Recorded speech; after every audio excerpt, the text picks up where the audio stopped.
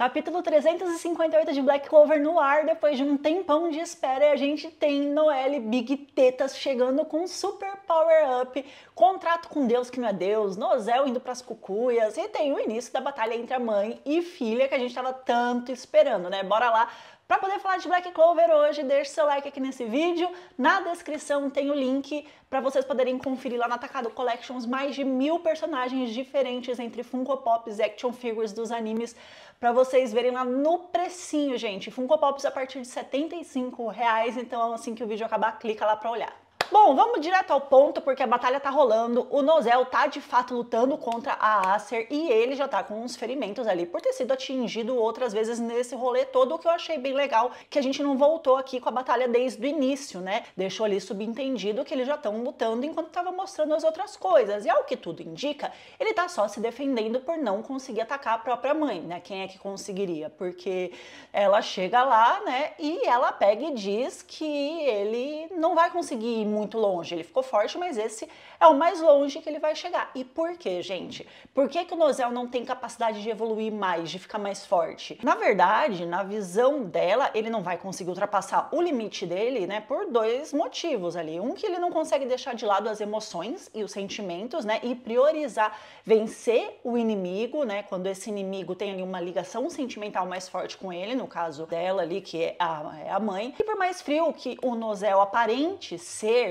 no final das contas, lá dentro dele, ele é só uma criança traumatizada, ferida, sofrendo e que se sente sozinha e desesperada e que usa dessa máscara de frieza para poder passar para os outros a impressão de que ele não se importa com nada, né? De que ele não tem sentimentos, quando na verdade os sentimentos dele estão sempre ali, tentando saltar para fora e dominar ele. Então ele vai lá e domina isso e passa essa imagem de eu sou fodão, não sinto nada. É uma técnica de enfrentamento de traumas que é bastante comum em pessoas que sofreram, assim que nem ele sofreu na infância, né? Em que a mente da gente cria uma personalidade fria, né? Uma personalidade falsa ali no caso, para não ter que lidar com os sentimentos que fazem a gente sofrer tanto. E em segundo lugar, a Acer fala que esse é o máximo que ele vai poder chegar de poder, né? Se referindo a ele como ser humano. Ele não vai conseguir ficar mais forte, por quê? Porque ele vai morrer ali. Se você morrer, você não tem como evoluir mais, concorda? E o Nozel foi atingido bem aqui no meio, parecendo inclusive ali com o ferimento que o Jack teve, né? Só que no caso foi ali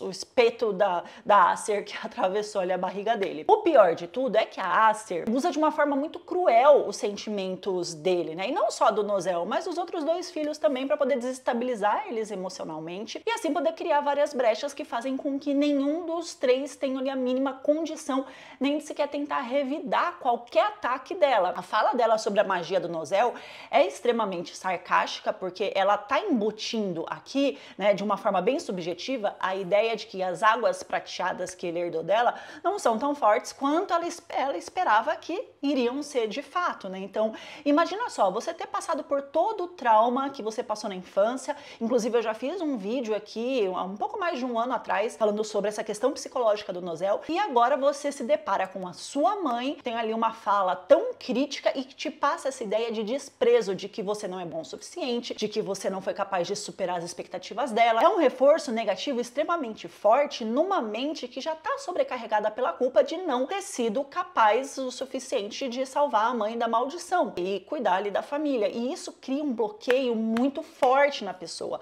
que ela simplesmente não ia conseguir enxergar nenhuma saída para aquela situação. Ela está reforçando aqui a ideia de que o Nozel é inútil, de que ele é fraco, de que ele é incapaz. Ideias essas que já estão dentro da cabecinha dele desde a morte dela há mais de 15 anos atrás. Então a sobrecarga psicológica que vai recair em cima dele no meio dessa batalha vai fazer ele simplesmente acreditar que realmente ele é tudo aquilo que ele sempre achou que era. E aí, com essa situação toda, ele simplesmente não vai ter capacidade de atacar, de fazer alguma coisa, de bater de frente com ela. Ele vai ficar extremamente vulnerável para poder ser ferido, ser morto, né? E não conseguir fazer um A nessa batalha. Só que, no meio de tudo isso, a Acer trouxe verdade, gente. Vamos combinar, né? Porque apontar pontuação dela sobre o Solid e a Nebra foi extremamente assertiva e era isso que eu tava esperando. Fogo no parquinho, porque eu não gosto dos dois e, mano, eu ainda consigo passar um pano pro Nozel, mas pra eles dois não. O fato deles serem ali uma família nobre, né, subiu a cabeça deles desde muito novo e fez com que eles achassem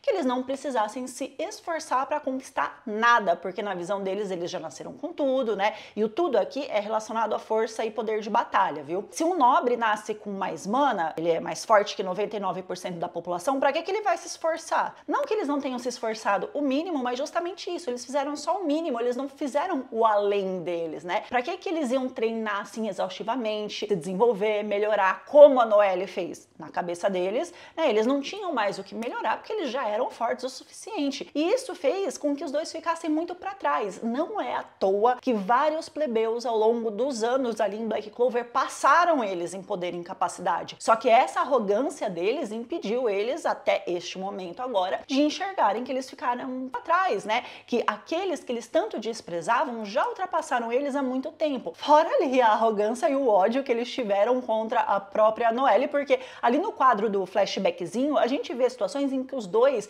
estavam, né, mais de uma vez ali humilhando a própria irmã. E são situações em que eles estavam simplesmente só jogando a culpa que eles achavam que ela tinha da mãe ter morrido, mas assim, fazendo algo por prazer. Você vê que eles tinham o prazer, a satisfação de destilar maldade sobre a Noelle, de ver ela sofrer. Não era só porque eles tinham ressentimento, não, é porque eles eram maus mesmo. E aí você vê que o impacto dessas palavras da Acer sobre eles é tão forte que o Solid chega a cogitar desistir de tudo e se entregar para poder renascer ali ao lado da mãe, né, pra ter ali a conclusão, né, a satisfação ali de uma ilusão desesperada de conseguir ter aquilo que foi arrancado dele, o próprio amor da mãe. Só que no momento em que ele realmente ia desistir, quem que chega? A Noelle, pra salvar esse bosta e a Nebra também, né? E finalmente a gente tem a Noelle de volta pra poder esfregar a cara de todo mundo no chão, e eu achei foda não só o desenvolvimento de força dela aqui, de poderes e tal, mas o Tabata mostrou também a maturidade que ela adquiriu ao longo desses últimos anos, porque quando ela chega aqui diante da mãe, né, que diga-se de passagem, ela não tem afinidade nenhuma, já que ela não teve o menor convívio, ao invés dela ser afetada emocionalmente, a Noelle conseguiu ficar muito firme, ela ficou muito focada no objetivo. Ela conseguiu entender que, apesar daquela ali ser a mãe deles, né, não era mais ela,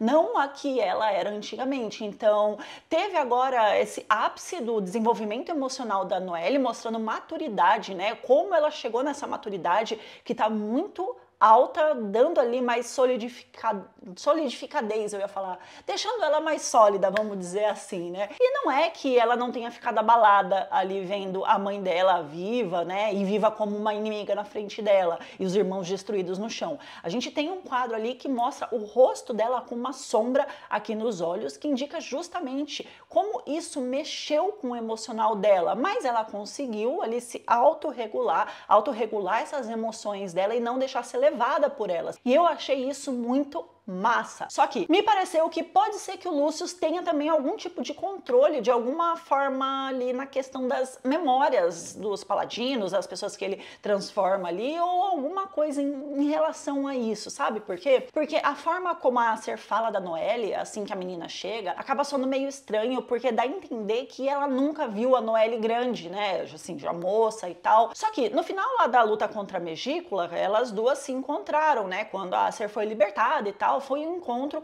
da alma da Acer com a Noelle, foi um encontro de almas ali. E agora ela vira e simplesmente fala: você é a Noelle, não é? Ficou muito estranho, como se ela nunca tivesse visto a Noelle já assim grande. Então pode ser só uma fala mal colocada ali do Tabata, pode ser que o Lucius altere de alguma forma ali as memórias, né, por algum motivo, ou pode ser que aquele encontro lá tenha sido mais simbólico, sabe? Que não seja a alma da Acer mesmo de verdade, mas seja algo mais simbólico, energias, alguma coisa desse tipo. De qualquer forma, pode ser que a gente ainda tenha aí um flashback para poder entender um pouco mais sobre isso, ou não, né? Vai deixar aí no ar. Mas o fato é que a gente vê que em meio a todo esse desespero ali pelo Asta tá supostamente morto, o que a Noelle fez? Ela foi até o local onde ela criou memórias felizes, memórias de superação, no local onde ela percebeu o potencial que ela tinha e que era muito forte, né, em que ela conseguiu melhorar muito o seu controle da magia, e também o local em que ela estava cercada de pessoas que gostavam dela, né, de momentos felizes que ela viveu aqui. E ela vai lá para ter aqueles momentos de reflexão em que os nossos sentimentos estão bem confusos, sabe? Ela tá ali triste pela morte do Asta, ela tá mal por não ter tido poder para poder salvar, ajudar ele de alguma forma, tá abalada por não ter mais como acessar o estágio santo, e aí por causa disso ela tá mais fraca. Então ela tá nesse processamento de informações e sentimentos dentro dela, justamente num lugar que remete a memórias felizes. Assim ela consegue motivos para poder superar, ao invés de motivos para se auto-sabotar.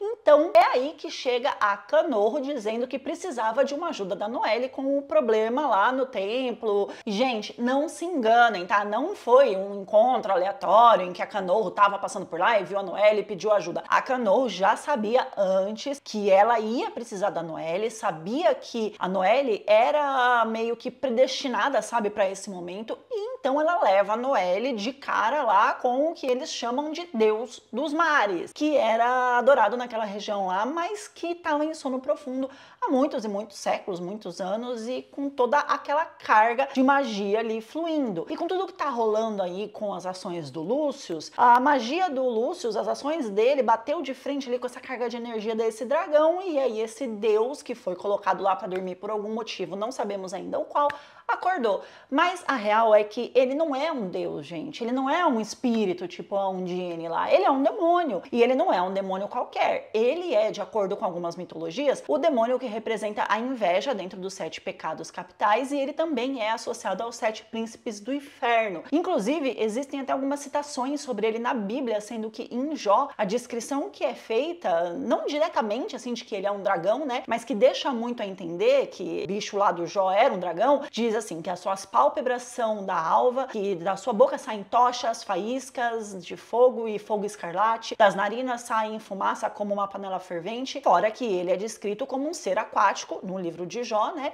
e que de acordo com a alta magia, com a demonologia e essas coisas todas, o elemento do Leviatã é a água. Então eis que a gente tem aqui um ser que é adorado como deus pela galerinha ali no mangá, né, ali daquele reino aquático, mas que na verdade é um demônio. E tem bastante coisa para falar sobre esse power-up dela, que sim, teve toda a coerência e todo o sentido que vocês podem imaginar, mas eu vou trazer um vídeo mais tarde sobre isso, porque tem bastante coisa e eu não tive muito tempo para poder fazer os tópicos ali para desenvolver aqui com vocês, mas o fato da gente ter aqui uma lenda que diz que quando o fim do mundo estiver próximo, o dragão do mar despertaria do seu longo sono, somado ali com a imagem dessa lenda, né, em que tem o dragão em uma posição de ataque com a boca ali apontada para o sol, tem o reino atrás, os próprios anjos ali, né, do Lucius em volta, pode indicar que a Noelle tivesse predestinada a ser a portadora dele para poder lutar em uma batalha contra o Lucius. E vamos lá, quem é o Sol nessa treta toda aí dessa imagem? É o próprio Lucius, ele tem tatuado aqui na cara, né,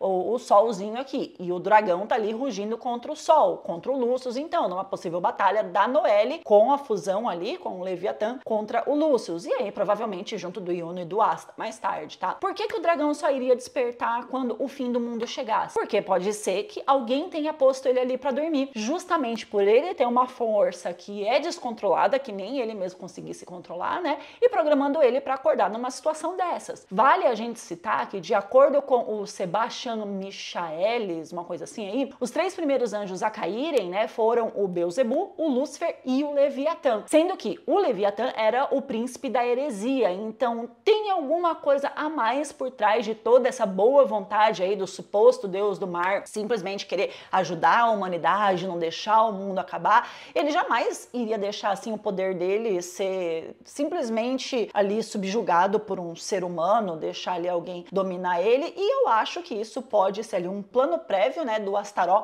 antes do Lúcio dominar ele, para que as coisas pudessem acontecer da forma que ele conseguisse sair da dominação do Lúcio e vencer no final. Eu ainda acho que isso é tudo um grande plano do Astaró. Astaró botou ali o Leviatã porque sabia que a Noelle ia ter força o suficiente um dia, enfim, eu acho que é um plano. Então ele teria manipulado aí vários eventos momentos, várias situações, sabendo do resultado que isso traria para ele e poder, né, utilizar ali o Leviatã nesse momento para poder se unir com a Noelle quando ela tivesse forte o suficiente para poder fazer o contrato com ele, o que tornaria ela predestinada e salvaria mais para frente o próprio Astaroth. Essa aí é uma teoria minha, a gente pode debater isso mais tarde. Só que o fato é que a gente não tem outro usuário de magia de água ali em Clover tão forte quanto a Noelle, né? Ninguém seria capaz de fazer um contrato com esse dragão aí, com esse Leviatã e poder usar todo o seu poder sem morrer. Bom, o contrato é feito, eles dois chegam ali pra batalha e a Noelle, né, não fica muito de papinho não, ela já ativa o modo dela que faz as tetas dela triplicarem, né, o tamanho das roupas diminuírem e o vestido de Valkyria agora ganha a forma de dragão numa imagem muito bem desenhada pelo Tabata, em que a fusão dá pra Noelle asas de dragão com umas garrinhas assim, achei muito legal esses detalhes, tem chifres, escamas, né, do caldão, escamas ali do dragão nas roupas e tal, o cabelo dela virou uma espécie de cauda do dragão, eu achei tudo muito legal visualmente e eu espero que nos próximos capítulos ela tenha o momento dela em que ela possa simplesmente mitar sozinha durante essa batalha por um tempo bom, tá? Justamente para poder esfregar na cara do Solid e da Nebra o quanto foda ela é e eles não. Me desculpem, gente, mas eu tenho ali um ranço muito pessoal com eles dois, então eles dois não me descem. Contra o Nozel não, pro Nozel, eu já disse, eu passo pano. Agora, apesar do dragão ser uma figura que na mitologia solta fogo pela boca, toda a construção da Noelle relacionada a ele foi feita desde o começo do mangá, já que a forma dos golpes dela sempre foram de dragão. E essa referência também foi dita centenas de vezes por outros personagens ali, então eu acredito que ele só tem a propriedade de água mesmo, tá? Pra poder atacar, porque faria mais sentido. Até porque eu acredito que o princípio dele seja parecido com o dos espíritos, sabe? Eles se unem com quem tem o mesmo atributo, igual a Bel e o Yuno, essas coisas assim. Agora, como é que do nada a Noelle se junta com um bicho e consegue ter esse controle tão perfeito dessa junção com o Leviatã? Porque eles de fato tiveram pouco tempo para poder se adaptarem um ao outro ali, mas ainda assim, né, ela passou alguns dias treinando, então eu acho que talvez o Tabata mostre o mesmo que ele fez com a Vanica ali, né? Durante a luta, eles vão dando alguns flashbacks, para nisso a gente ver como foi que a Noelle conseguiu controlar o poder do Leviatã, justamente porque ela já tinha conseguido anteriormente lutar com o modo sagrado. Então, ela dominar o Leviatã aqui, os poderes dele, ter total controle, faz todo sentido. Ela já tem experiência nesse quesito. Agora, uma coisa foda foi como o Tabata trabalhou toda essa situação aqui, porque pensa comigo, a vida toda a Noelle foi culpada pela morte da mãe, né, durante o parto, culpa essa que ela não tinha, já que não foi durante o nascimento da Acer que ela morreu, né, isso foi uma mentira contada pelo Nozel, e mesmo que a Acer tivesse morrido ali por complicações do parto, é impossível que o bebê esteja qualquer tipo de culpa ali pela mãe morrer na hora do parto, vamos deixar isso bem claro. Mas a realidade é que essa culpa injusta recaiu sobre ela e agora ela vai ter que lutar contra a própria mãe e provavelmente ela vai ter chances de agora sim matar a Acer, matar a própria mãe, o que torna as coisas aqui muito mais dramáticas, porque ela já teve que carregar a vida toda a culpa por algo que ela não fez e agora ela vai ter que fazer realmente, né, e ser de verdade a culpada. E mesmo sabendo que se a Noelle matar a Acer foi por uma situação ali que fugia do controle dela, ela precisava salvar o mundo, isso acaba abrindo brecha ali para que o Solid e a Nebra usem esse fato contra a irmã, e aí a gente teria esse ciclo de ódio e acusação contra a Noelle, né, em que ambos os casos ela não teve opções e faria a narrativa ficar repetitiva e acaba meio que limitando a construção da Noelle. Então eu acho que ela é muito mais do que o que os irmãos enxergam, né? Do que a sociedade enxerga dela, e depois de tudo que ela sofreu, de toda a história dela ter sido injustiçada, é mais justo ela acabar recebendo ali a glória pela trajetória e conquistando tudo de fato, pelo esforço, pela luta e não pela linhagem sanguínea, né? Então ela teria ali uma posição de merecimento ao invés de ficar a vida toda carregando o título de culpada da morte da mãe. Então qual é a estratégia que o Tabata vai usar aqui? Provavelmente o Nozel. Eu já tinha falado isso em outro vídeo aqui, eu vou falar de novo, volto a repetir. O Nozel vai lançar um golpe ali fatal contra a Acer com o objetivo de proteger a Noelle, protegendo em todos os âmbitos, tá? Físico, emocional, sentimental, né? Em tudo. E nesse processo ele vai acabar não só matando a própria mãe, como recebendo um golpe fatal também. E aí morrendo junto com ela. Isso ia ser bem interessante porque daria daria um arco de redenção pro Nozel, iria encerrar a trajetória dele de forma sólida, né, de forma justa, e aí ele teria a chance de, através dessa atitude, passar a mensagem de ter se redimido pelas atitudes e escolhas dele ao longo da vida. Inclusive, eu vou deixar aqui em cima, tá, no izinho, o vídeo em que eu fiz uma análise psicológica do Nozel para vocês poderem assistir, tá muito bom esse vídeo. E o mangá, assim, encerrou, assim, né, com a Noelle ali, com as tetas saltando, bonitona ali, para poder, no próximo capítulo, a gente poder ver como vai se desenrolar tudo isso, quais são os poderes que ela vai ter ali junto da fusão com o Leviatã e mais informações sobre ele também. Tá bom, gente? Muito obrigada por assistirem até aqui. Um beijo e bom fim de semana. Tchau!